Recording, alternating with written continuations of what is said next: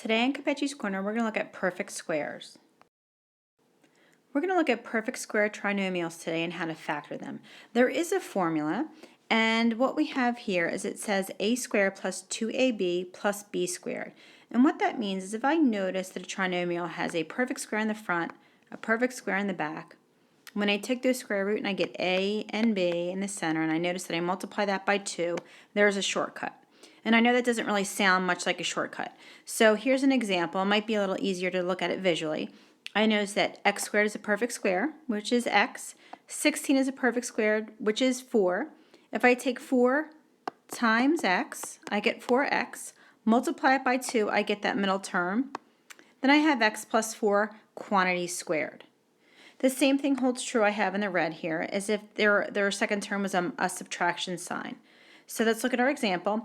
X squared minus 12x plus 36. X squared is a perfect square, that gives me x.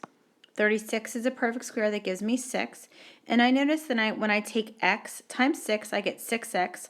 Multiply it by 2, I get 12x. Then I know I can go from my trinomial right to my binomial because it's a perfect square.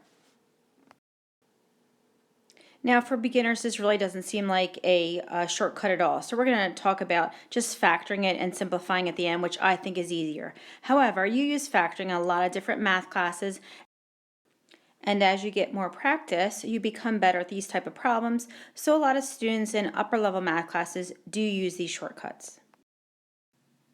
Now our directions say to factor completely. So as always, I'm going to look for greatest common factor. Number 1, I don't have one. So I'm going to set up my parentheses for my binomials. I notice that my signs are the same. They're both in negative. The only way I can get to x squared is x and x. So I'm looking for factors of 16 that when I add them together, I get 8. So that is 4 and 4. Now here I notice that my binomials are exactly the same, so I'm going to rewrite them in most simplest form as the quantity of x minus 4 squared because there are 2 of them. The same thing in number 2, I look for a greatest common factor and there is none. So I set up my 2 binomials. My signs are the same, they're both a plus. And I have a few options for 25. I have 25 and 1 or 5 and 5, so I'm going to wait on that one. When I look at my last term, I know that there's only one option for factors of 1 or 1 and 1. Now I'm looking for 25. I'm going back to that. When I add these together, my loops, I want to get to 10. So I know that's going to be 5x and 5x. Now once again at this step, I know that my binomials are exactly the same. So I'm going to rewrite that as 5x plus 1 quantity squared. Now in both of these type of problems, I could have used the shortcut, but as you can see, it's just as easy to follow the factoring rules that you're already comfortable with. We just have 2 more problems for today. As always, I'm going to look for my greatest common factor. So in number 3, I do notice that I have a greatest common factor of 3. So I'll take that out. I'm left with x squared minus 10x plus 25. So again, I'll set up my parentheses. I know the signs are the same. They're both in negative. The only way I'm going to get to x squared is x and x. And then I have factors of 25 that when I add them together I get 10. It's going to be 5 and 5.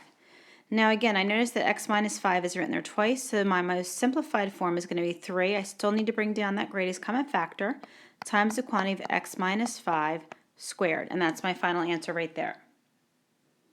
In number 4, same thing, I'm going to look for my greatest common factor first, and I notice that those 3 terms are all divisible by 2, so then I'm left with 4b squared minus 12b plus 9.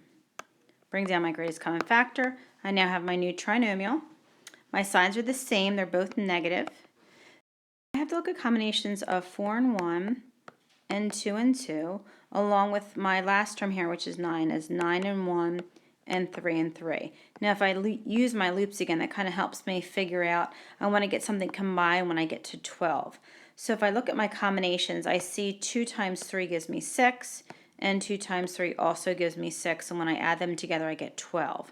So it's going to give me 2b and 2b and 3 and 3. So if I check using my loops, my inside loops are negative 6b, my outside loops are negative 6b. When I add them together I get negative 12b.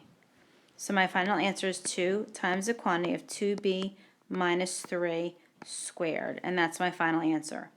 Now again, just as a reminder, when you have problems where you're not really sure where to put the numbers because you have more than one option, you should just pick one and try it. If you don't see it right away, pick something. If it doesn't work, erase it, try another combination until you get there.